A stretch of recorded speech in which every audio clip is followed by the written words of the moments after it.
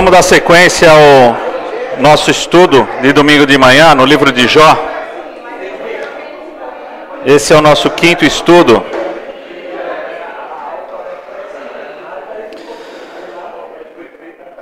E o livro de Jó, ele responde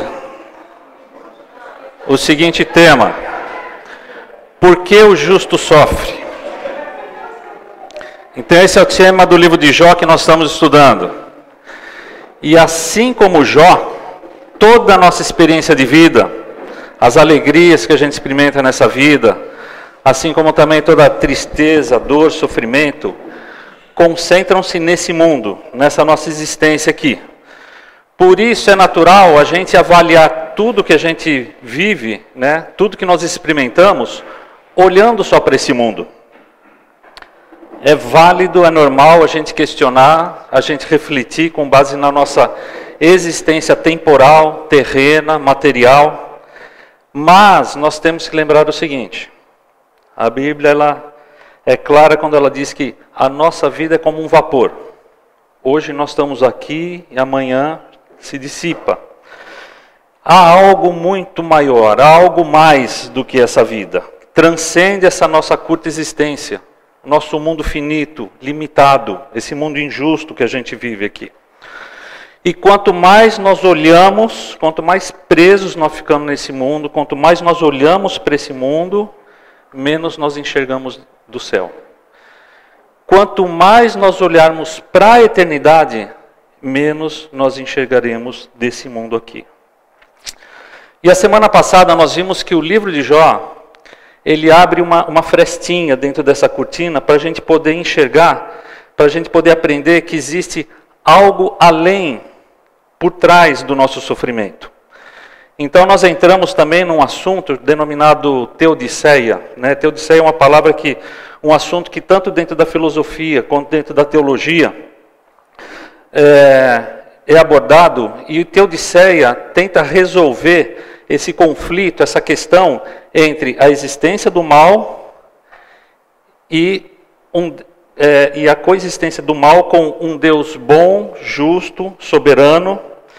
E aí a gente viu que há 2.300 anos atrás, aproximadamente, um filósofo grego chamado Epicuro, ele propôs um paradoxo onde ele joga com essas variáveis, mostrando o seguinte: se Deus quer acabar com o mal, mas ele não pode, então Deus não é onipotente. Se Deus pode acabar com o mal, mas ele não quer, então ele não é benevolente. E se Deus quer acabar com o mal, e pode acabar com o mal, mas ele não o faz, então por que nós devemos chamá-los de Deus? E mesmo tendo isso sido escrito ali há 2.300 anos atrás, esse paradoxo de Epicuro ainda serve aos mais críticos de Deus, para tentar colocar Deus como de escanteio. Mas a resposta, nós vimos a semana passada, a resposta a esse paradoxo, ela é bastante óbvia. Deus quer acabar com o mal, Ele pode acabar com o mal, e Ele está fazendo isso. A questão é que exatamente aqui que nós nos encontramos. Bem no meio dessa história. E a gente viu também a semana passada a origem do mal. E que a origem do mal, de todo mal, ela reside aonde? Nos desejos. O desejo de estar fora da vontade de Deus. Então nós vimos que Deus, ele é o sumo bem. A Bíblia diz que Deus é luz e nele não habita treva alguma. Então se Deus é o sumo bem, não habita treva alguma em Deus, mal algum em Deus, pecado algum em Deus, estar fora de Deus, o mal é uma possibilidade. E aí nós vimos que por conta do desejo de um ser, de estar acima de Deus, de colocar-se acima de Deus, o mal passa de uma possibilidade para uma realidade. Deus cria esse universo, essa bolha de trevas, e dentro desse universo está o mundo onde a gente vive, esse planeta, e aqui o mal se materializa, se concretiza. Mas Deus cria esse mundo, esse universo limitado, e por conta disso o mal também está limitado, no tempo e no espaço. E aqui nós experimentamos todo tipo de mal, culminando em morte. E por fim a gente viu que em Cristo nós vemos que Deus é capaz de transformar o mal em bem. Esse desejo de estar fora da vontade de Deus, que iniciou-se lá atrás no coração do diabo, isso foi passado para Adão e de Adão para toda a humanidade. E nós estamos inclusos nisso. Esse desejo de estar fora da vontade de Deus, muitas vezes é um conflito para toda a humanidade e também para nós. Então, existe o mal exterior, esse que a gente vê todos os dias acontecendo, esse que a gente vê nos noticiários, que a gente vê na rua, mas existe um conflito maior que acontece dentro de nós, dentro do nosso coração, porque o nosso coração é a sede dos nossos desejos. O problema é como nós reagimos ao sofrimento. Hoje, então, a gente vai entrar no quinto e penúltimo estudo dentro do livro de Jó, e nós vamos ver um personagem que aparece no finalzinho do livro de Jó, chamado Eliú, e ele traz uma palavra bem certeira, uma palavra de sabedoria. A conversa, o debate ali entre Jó e os seus 3 amigos ali, já vinha rolando por 31 capítulos. E só lá no capítulo 32, a gente descobre que um outro homem estava sentado junto com Jó e os seus amigos. E o nome desse homem é Eliú. Ele é filho de Baraquel, o buzita, da família de Ram. A palavra Eliú significa Ele é meu Deus. E é o único dos amigos que tem um nome de origem hebraica, né? Então, provavelmente, Eliú era semita, assim como Abraão era semita. E é tudo que a gente sabe a respeito dele. Não tem nenhum outro registro dos seus antecedentes. Ninguém sabe quem foi Baraquel. Ninguém sabe quem foi esse povo buzita, ou o povo de Buz. Nem sobre essa família, essa origem, né, essa linhagem aí de Ram. Então não tem mais nenhum registro, nem na Bíblia, nem na história. E até a inteligência artificial desconhece, procurei, pesquisei, mas não tem. Mas a Bíblia diz que Eliú era mais jovem do que os outros, né? Mais jovem do que Jó, do que Elifas, do que Bildade, do que Zofar. Mas a idade deles também é desconhecida. Os estudiosos calculam que Jó devia ter entre 60 e 70 anos quando ele passou por todas essas coisas. Provavelmente os outros amigos deviam ter a mesma faixa etária. E Eliú, apesar dele ser mais novo, mais jovem, ele não era nenhum rapaz inexperiente. Então, provavelmente, devia ser ali uma geração mais nova. Talvez tivesse cerca de 30 anos, entre 30 e poucos anos. Mas a gente entende que, pelo seu linguajar, pelos seus argumentos, por aquilo que ele fala para Jó, era um homem já bastante maduro, bastante experimentado, tá? E por respeito a esses anciãos, Eliú senta-se e ouve em silêncio. Durante o livro de Jó inteirinho, ele não diz nada, absolutamente nada. Tá? Muito diferente da nossa cultura, que não sabe, pelo menos os mais jovens, o que significa a palavra respeito, respeitar os mais velhos, respeitar os mais idosos, mas nas culturas orientais, e principalmente naquela época, o respeito e a reverência pelos mais velhos, isso era parte da cultura, era fundamental naquela cultura. Mas uma característica principal de Eliú, ele era um homem sábio. E ele demonstra sabedoria só de ficar calado. Só ouvir antes de falar. E é interessante que o livro de Provérbios, ele nos ensina isso. Que responder antes de ouvir é tolice e vergonha. Mas vamos lá para o livro de Jó, capítulo 32, do versículo 1 ao 6. Diz o seguinte: E aqueles 3 homens pararam de responder a Jó, visto que ele era justo aos seus próprios olhos. Então Eliú, filho de Baraquel, o buzita, da família de Ram, ficou furioso, ficou irado contra Jó, pois se considerava mais justo do que Deus. Também ficou furioso com seus 3 amigos, porque não sabiam o que responder. mas tinham condenado Jó. Eliú havia esperado para falar com Jó, porque os outros eram mais velhos do que ele. Quando Eliú viu que os 3 homens não tinham mais o que dizer, ficou indignado. Então Eliú, filho de Baraquel, o Buzita, respondeu: eu sou jovem, e vós idosos. Até agora senti medo e temor de expressar a minha opinião. E dali então ele acha uma brecha e começa a falar. E aí a gente vai ver algumas coisas que ele fala. Mas Eliú, ele conseguiu perceber o que estava acontecendo. E essa é uma característica de quem examina a coisa do lado de fora. É muito mais fácil você muitas vezes perceber o que está acontecendo quando você está do lado de fora assistindo a coisa do que quem está lá dentro, no calor da briga. E ele fica muito indignado. Ele fica irado, ele fica furioso, tanto com Jó quanto com seus amigos. Então, apesar dos esforços dos amigos de Jó, eles não encontraram culpa alguma para incriminar Jó. Nem maneira de refutar a Jó. E, no entanto, eles ainda estavam condenando, insistindo, que Jó tinha algum pecado, tinha algum erro. Eles estavam se baseando simplesmente nas suas pressuposições. E esse é um problema do ser humano. A pessoa acha que ela tem certeza de uma coisa, e ela tem certeza do que aquilo que ela acha é o certo. Não é assim com a gente? A gente pressupõe uma coisa, daí a gente faz o nosso julgamento baseado nas nossas pressuposições, e aí a gente sentencia o próximo, baseados no que a gente acha. A gente assume verdades sem fundamentos, faz julgamentos sobre como a vida dos outros deve funcionar. Já vê aquelas pessoas que falam assim: eu sou assim, só de bater o olho eu já sei.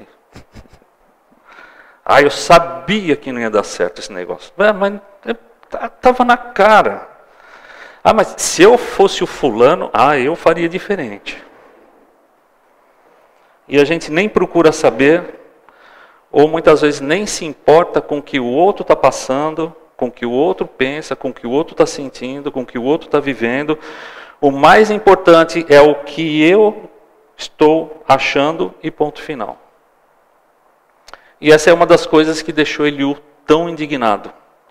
O tempo todo, aqueles velhos cabeçudos estavam brigando, sentados, discutindo, os 3 acusando Jó, baseado na certeza que eles achavam que tinha, e Jó tentando se defender baseado no que ele achava que ele tinha certeza, e os 3 achavam que Jó tinha feito algo realmente ruim, que tinha caído na malha fina de Deus, achavam que Jó estava sofrendo, era pouco, e que ele tinha que se arrepender, e Jó achando que ele estava certo, que ele estava sendo injustiçado, que todos estavam agindo errado com ele, inclusive Deus.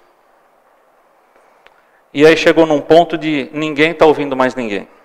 O resultado é que a discussão não ia mais ter fim.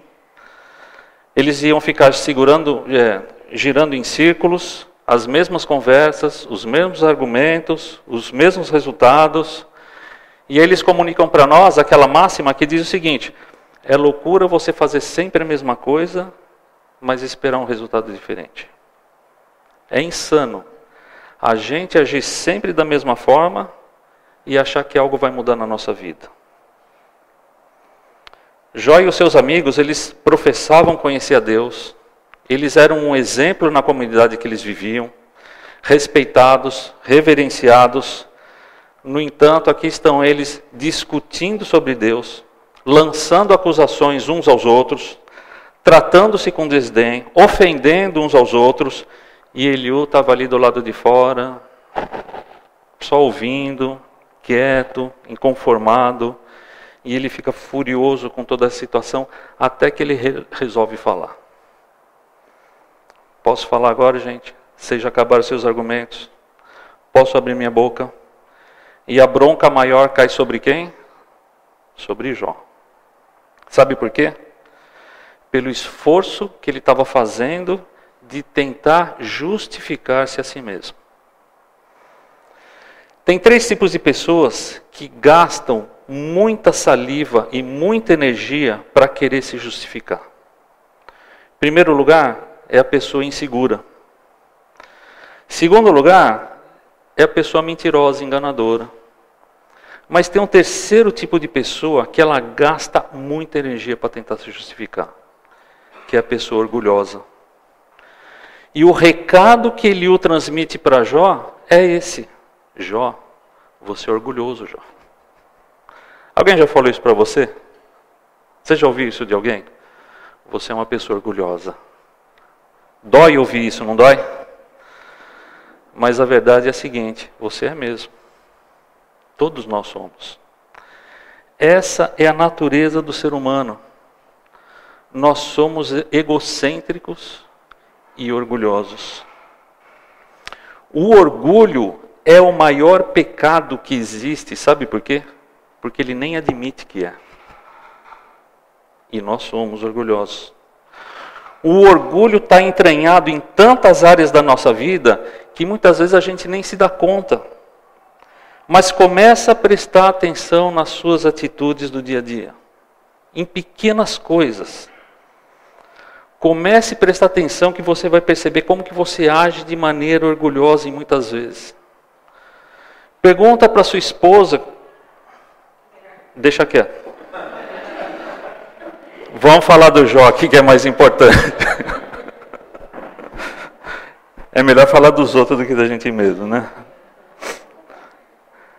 Mas Eliú não estava interessado em detonar Jó.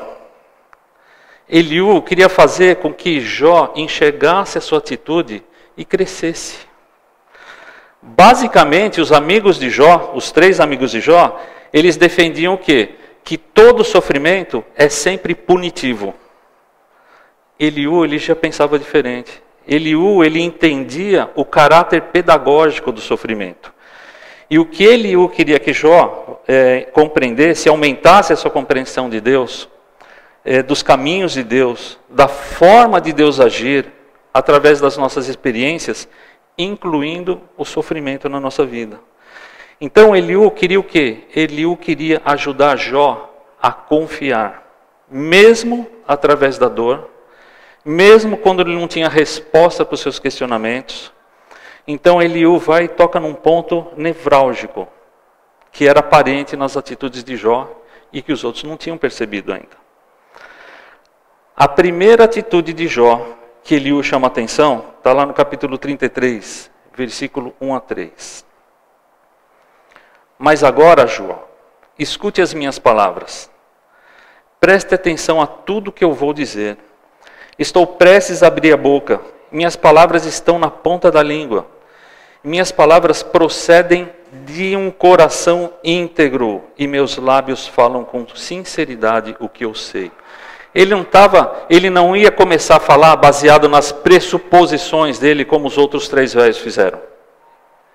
Ele falou: Jó, o que eu vou falar para você é baseado naquilo que eu estou vendo, objetivamente, que eu estou enxergando na sua vida. Versículo 8 a 10. Mas você disse ao meu alcance, eu ouvi bem as suas palavras, Jó. Estou limpo e sem pecado, estou puro e sem culpa. Contudo, Deus procurou em mim motivos para inimizade. Ele me considera seu inimigo. Jó, você falou isso, não falou, Jó? Eu ouvi você falar isso. Saiu da sua própria boca.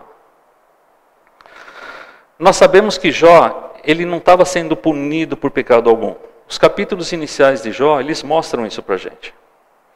Mas por causa da discussão, do calor da discussão com seus amigos, Jó detonou. Ah, eu estou limpo. Mas é Deus que está procurando falha para me punir. Você consegue perceber aqui cheiro de orgulho? Jó, o impecável, está falando o seguinte: eu não erro. Quem errou comigo foi Deus.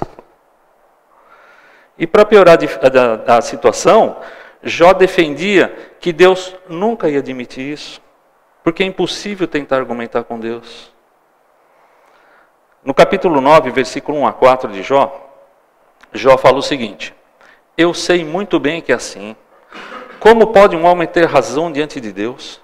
Se alguém quisesse disputar com Deus, esse não lhe responderia uma só entre 1000. Uma só vez entre 1000. Qual o sábio ou forte que se opôs a ele e saiu ileso? Ou seja, Jó está falando assim, sabe aquele fortão da escola lá, que você tentava argumentar com ele, o máximo que você levava era um supapo na orelha? Deus é assim também. Quem que tentou argumentar com ele que saiu? Que nada. Ele desce o braço mesmo. Jó tinha conhecimento de Deus, do poder de Deus, da sabedoria de Deus, só que no calor do questionamento ali com seus amigos, Jó questionava a Deus e falava assim, Deus vai ter que admitir que eu estou certo. Mas como que eu faço para argumentar com ele? É interessante que toda a vida de Jó, Jó experimentou as bênçãos de Deus. Toda a sua vida, Jó confiou que Deus é poderoso, é o Criador, é digno de louvor, de adoração. Durante toda a sua vida, Jó procurou ser um exemplo de justiça, porque ele via que Deus era justo com ele também. Mas agora Deus não está mais trabalhando do jeito que eu queria, não. Deus não está mais trabalhando do jeito que eu espero, e então agora Deus está agindo errado comigo.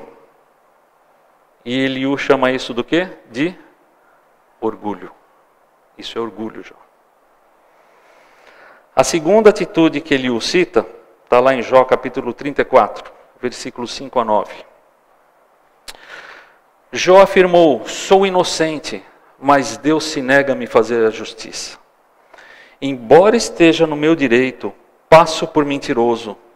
E embora não tenha pecado, uma flecha me feriu mortalmente. Quem é grande como Jó? Ele bebe sarcasmo como água, junta-se aos malfeitores e anda na companhia dos injustos.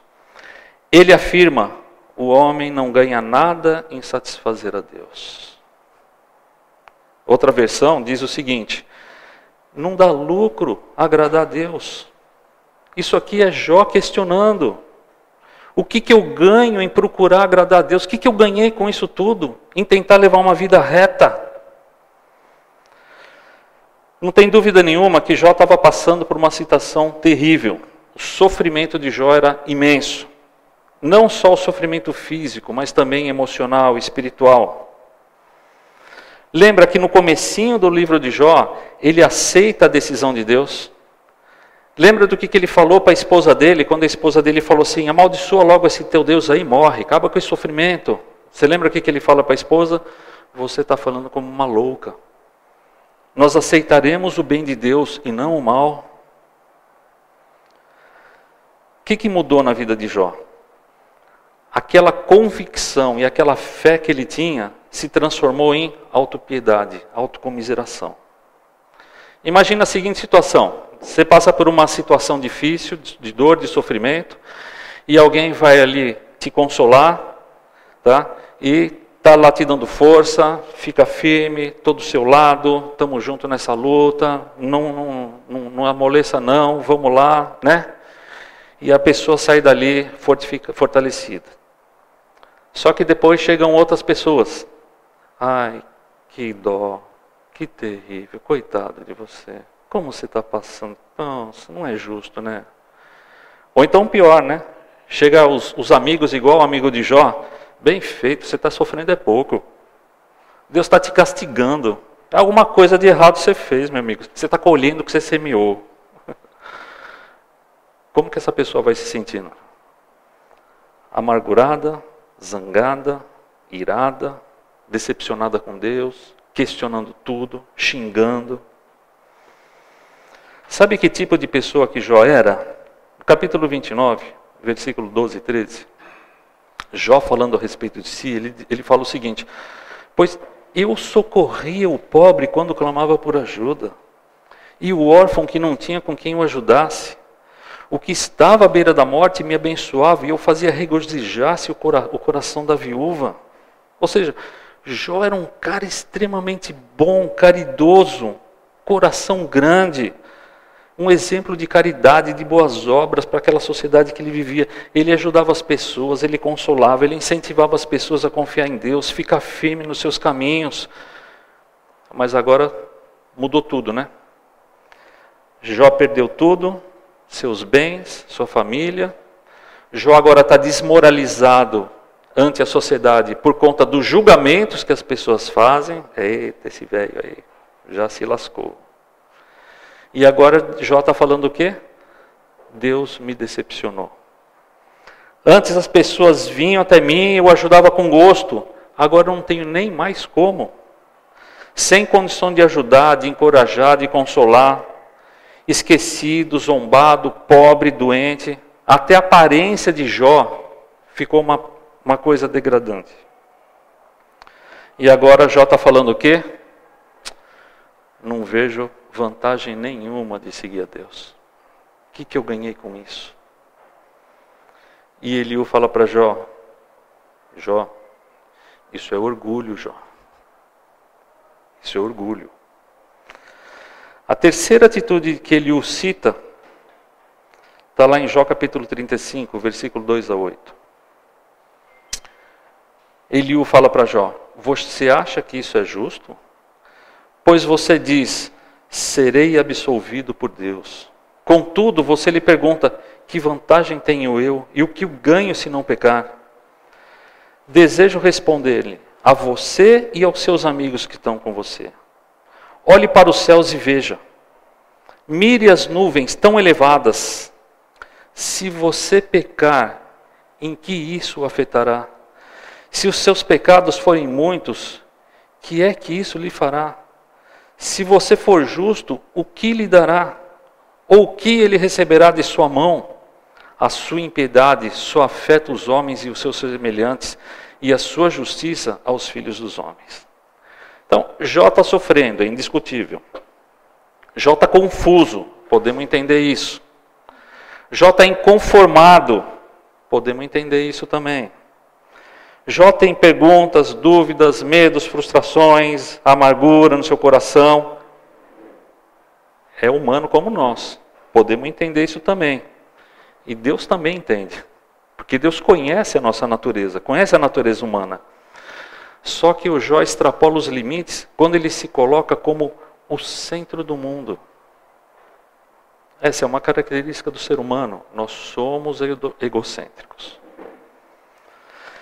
E aí, o Eliú fala assim, Jó, deixa eu falar para você e para os seus 3 amigos aqui. Dá uma olhada nos céus. Está vendo aquelas nuvens, aqueles colossos brancos ali voando sobre a nossa cabeça? Deixa eu perguntar uma coisa para você, Jó. Se você pecar, se você cometer algum pecado aqui, você acha que vai mudar alguma coisa lá?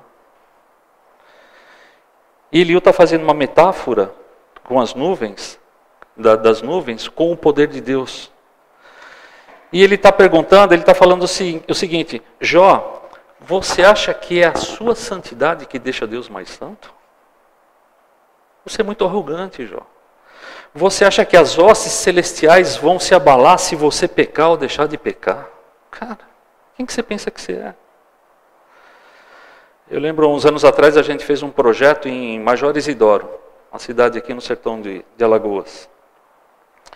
E fizemos um dia de campo, né? E os projetistas ali conheceram várias pessoas dentro de um povoado. E algumas meninas vieram contar de uma moça que elas conheceram, e a moça era depressiva, e ela estava ali passando por um processo de depressão. E as meninas lá do projeto, né, oraram com ela, etc. e tal, e naquela época trocaram o número do celular, não tinha WhatsApp, naquela época era só MSN. Bom, no dia seguinte a gente estava em outro povoado, ali dentro do mesmo município, mas quando chegou no final da tarde, as meninas receberam um MSN daquela, acho que era Cristiane que ela chamava. E aí elas vieram desesperadas para mim. Ai, Reinaldo, vamos lá, tem que correr lá, porque ela falou que vai se matar. E a mulher da casa que a gente estava lá, a mulher tinha acabado de colocar a janta, e eu estava com uma fome danada. Eu falei, eu vou lá, mas espera um pouquinho, deixa eu jantar primeiro. Nossa, as meninas queriam subir no meu pescoço, né?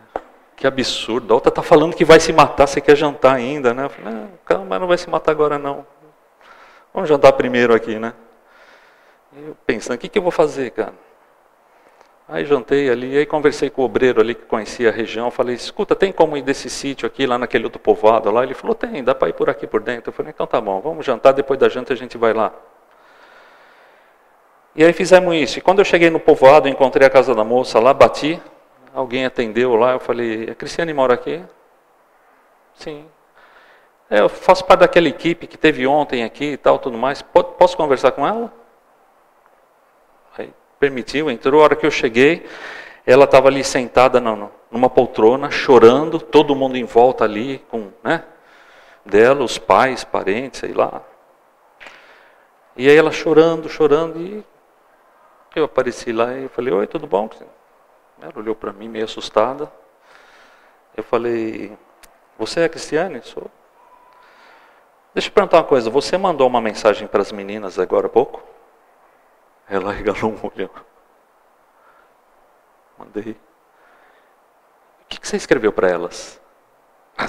Aí a menina começou a chorar, que deu um desespero em todo mundo. Eu falei, gente, posso conversar com ela um pouco em particular? Aí o pessoal saiu, sentei do lado dela, esperei ela chorar. Eu falei, fala tudo que está no seu coração. Sério. Contou toda a história dela. O pai deixou a mãe quando ela era criança, não sei o quê, blá blá blá. Contou. Pronto, aliviou. Deixa eu falar uma coisa para você. Eu sei que tudo isso que você está passando é um sofrimento danado. E você é muito importante aos olhos de Deus. Mas deixa eu falar uma coisa para você. Você não é o centro do mundo, menina. Você não pode achar que todo mundo tem que ficar correndo atrás de você na hora que você quer e na hora que você precisa. E ameaçar que vai tirar sua vida só para... Você não é o centro do mundo. Quando eu falei isso, contei isso daí para uma psicóloga, ela ficou horrorizada. Você falou isso para ela? Falei, funcionou direitinho. Tem uma coisa que Jó tinha esquecido e que muitas vezes nós esquecemos facilmente. A soberania de Deus, o poder de Deus, o tamanho de Deus. No capítulo 12, Jó tinha falado, um tempo atrás, Deus é que tem sabedoria e poder. A Ele pertence o conselho e o entendimento. O que Ele derruba não se pode reconstruir. Aquele a quem Ele aprisiona, ninguém pode libertar. Se Ele retém as águas, predomina a seca. Se a solta, devastam a terra. Ou seja, Ele tinha essa consciência. Ele é o Senhor, Ele é o Criador, é Ele quem faz, é Ele quem está no controle. Somos nós que o seguimos, não é Deus quem nos segue. Somos nós que temos que ouvi-lo e não dizer o que Ele tem para fazer. Só que por causa da sua autocomiseração, Jó estava se achando tanto que ele queria que Deus parasse tudo que ele estava fazendo para lhe acudir. Esperava que Deus lhe desse alguma satisfação do porquê que ele estava passando por aquilo. Ele achava que com toda a lamentação dele, ele podia torcer o braço de Deus. Agora a gente tem que aprender uma coisa. A nossa autocomiseração não comove a Deus. Os nossos lamentos não mudam a forma de Deus trabalhar. E Deus não está trabalhando do jeito que Jó queria. Então, o caso é esse. Jó estava descontente, não tanto pela situação que ele estava vivendo, mas porque Deus não agia como ele esperava que deveria agir. Deus não está mais servindo. E aí Eliú chama isso de orgulho. Nas 3 atitudes, Eliú mostra para Jó que ele estava, que as atitudes dele demonstravam o quê? Orgulho, orgulho, orgulho. Sabe o que Jó diz em resposta a isso? O que Jó respondeu para Eliú? Nada. Nada. Jó não discutiu, Jó não tentou se defender, Jó não se ofendeu. Por quê? Porque pela primeira vez alguém falou exatamente aquilo que ele precisava ouvir. Resumindo o recado de Eliú para Jó, Eliú diz o seguinte: Jó, seus amigos estão dizendo que você está sofrendo porque você pecou. Mas eu não acredito, Jó. Jó, eu não acho que você esteja sofrendo por causa de algum pecado. Mas com certeza você está pecando por causa do seu sofrimento.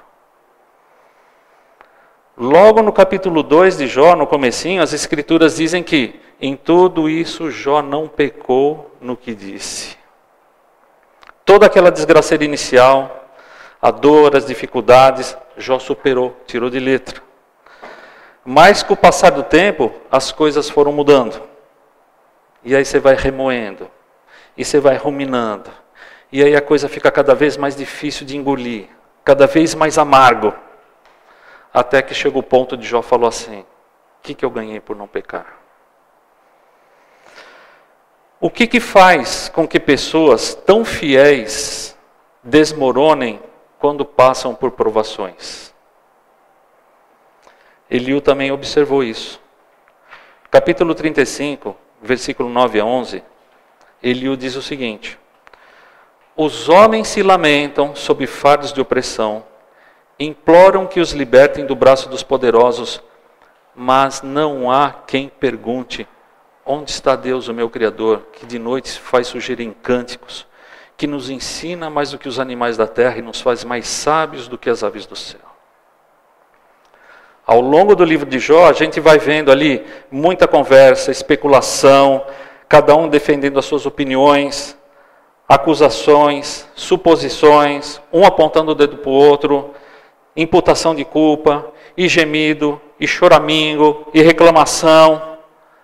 Só que ninguém ora. Nenhum deles. Ninguém parou para pedir uma resposta de Deus.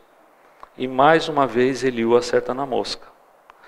Vocês lamentam, vocês imploram, mas ninguém busca ouvir de Deus. Eliú está falando: Jó, Deus está querendo falar com você, você simplesmente não está parando para ouvir. Jó, Deus está disposto a ajudar, você simplesmente não quer estender a sua mão.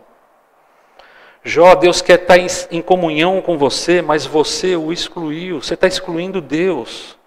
Jó, você não está sofrendo por causa de algum pecado, mas você está pecando por causa do seu sofrimento. Para, Jó. Pare agora e peça ajuda para Deus. Se ao menos a gente fizesse isso mais vezes. Isso leva à pergunta: o que você faz quando a sua vida fica difícil? Reclama, murmura, acusa, confronta Deus, xinga, cai em depressão? Ou você ora, clamando a Deus para te ajudá-lo nesse momento, e no próximo, e no próximo, e no próximo?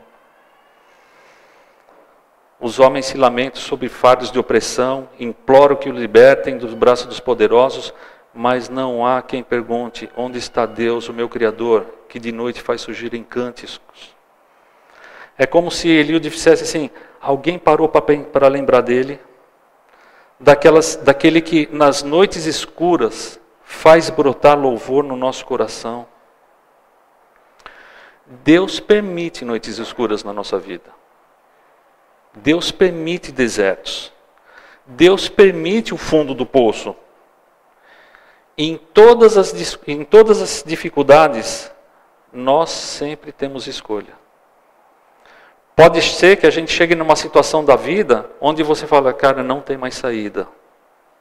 Mas a gente sempre vai poder escolher qual atitude a gente vai tomar.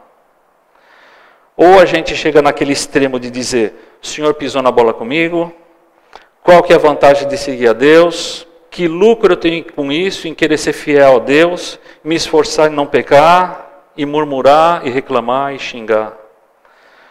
Ou a gente pode escolher a seguinte atitude: nos colocar diante de Deus: Senhor, nas noites mais escuras da vida, permita-me enxergar as estrelas, coloque louvor nos meus lábios. Depois de cada discurso dos amigos de Jó, Jó sempre contra-argumentava.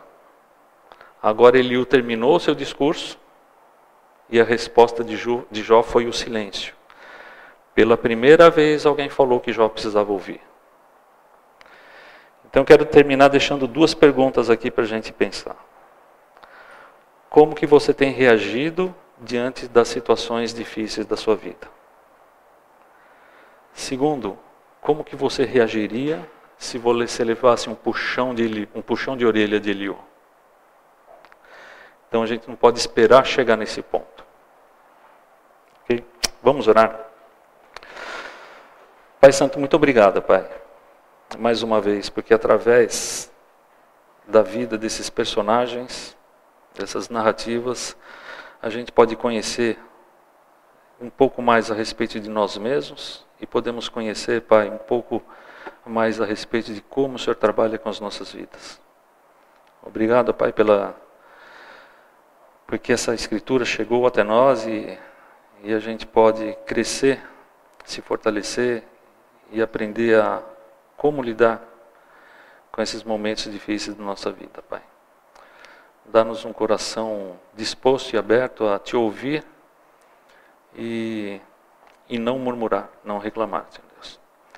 Agradeço por cada um aqui, Pai, obrigado por todos esses jovens que estiveram aqui com a gente nessa viagem. Pedimos que o Senhor nos dê um excelente dia, um excelente domingo. Em nome de Jesus.